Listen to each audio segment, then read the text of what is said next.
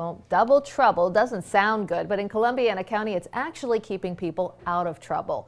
The county's mental health board told me about this program, and I had the chance to see for myself how support groups and the 12-step idea can make a big difference. You don't have to hit rock bottom to ask for help. It's out there. You just need to put yourself out there and ask. Jamie Smith shows me the headlines from her childhood as a pageant winner, but admits all the crowns couldn't sugarcoat the trouble at home. My dad was a nuclear engineer. He had everything going for him, but he still battled with alcohol throughout his life. Now Jamie admits that family history caught up with her 2 years ago when she made headlines again by wrapping her car around a telephone pole. I had acquired a DUI.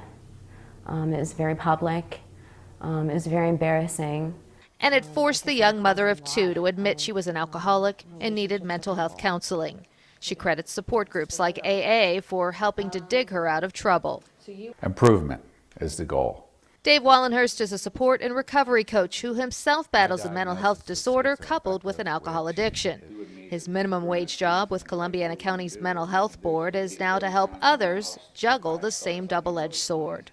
We help hook people up with meetings, church activities, anything positive, as opposed to not doing nothing all day and turn to drinking or something.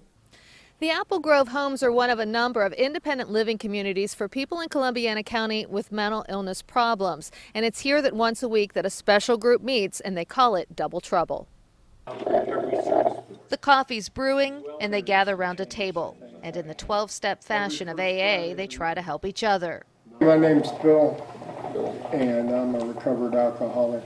Some here are bipolar or schizophrenic. Then add a weighty addiction of drugs and alcohol, and many didn't show up for support the day our camera was here. Administrators admit this Double Trouble group is often the hardest to get into counseling at all. They kind of given up. So now you're giving them not only hope, but the tools, educationally, emotionally to cope, but also the social supports that they need. And Jamie insists it's worth fighting the stigma by asking for help.